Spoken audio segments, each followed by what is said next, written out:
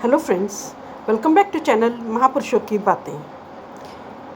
केनोपनिषद के द्वितीय खंड के पहले श्लोक में गुरु शिष्य को सावधान करते हुए कहते हैं कि हमारे द्वारा संकेत से बताए हुए ब्रह्म तत्व को सुनकर यदि तुम ऐसा समझते हो कि तुम उस ब्रह्म को भली भांति जान गए हो, तो निश्चित ही तुमने ब्रह्म के बारे में बहुत थोड़ा जाना है। केवल मन, बुद्धि, प्राण, इंद्रिय तथा देवता आदि में जो ब्रह्म का अंश है, केवल उसी को ब्रह्म समझना सही नहीं है। ब्रह्म इतना ही नहीं है, इस जीवात्मा को और समस्त विश्व ब्रह्मांड में व्याप्त जो ब्रह्म की शक्ति है, उस सबको मिलाकर भी देखा जाए तो वह ब्रह्म का एक अंश ही है। अतः तुम्हारे द्वारा समझा हुआ ब्रह्म तत्व तुम्हारे लिए पुनः विचारणीय है, ऐसा मैं मानता हूँ। केनोपनिषद के द्वितीय खंड के दूसरे श्लोक में शिष्य गुरु से कहते हैं, मैं ये नहीं मानता कि उस ब्रह्म को मैं भली भांति जानता हूँ, ना मैं ये मानता हूँ कि मैं उसे नहीं जानता, क्योंकि मैं उसे जानता भी हूँ, किंतु मेरा यह जानना वैसा नहीं है जैसा किसी पूर्ण ज्ञाता का। मेरे इस कथन के रहस्य को हम शिष्यों में से वही ठीक प्रकार समझ सकता है जो इस ब्रह्म को जानता है।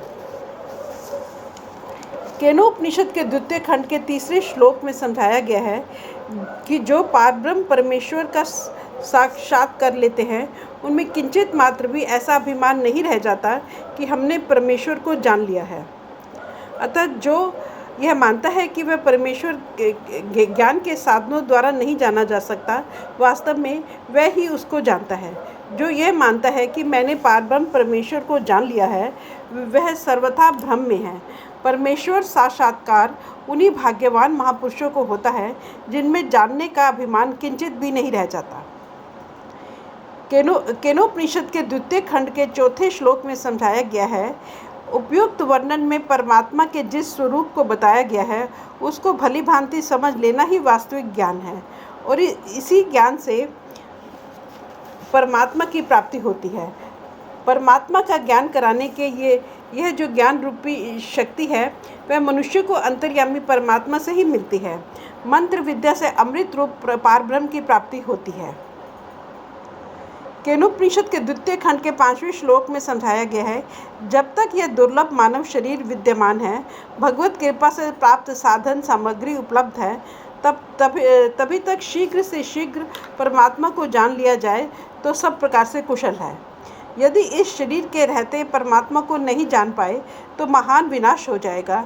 बुद्धिमान पुरुष इस बात को समझ लेते हैं, इसलिए वे प्रत्येक जाति के प्रत्येक प्राणी में परमात्मा का दर्शन करते हुए सदा के लिए जन्म मृत्यु के चक्र से छूटकर अमर हो जाते हैं।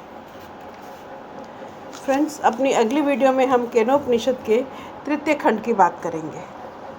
Thank you.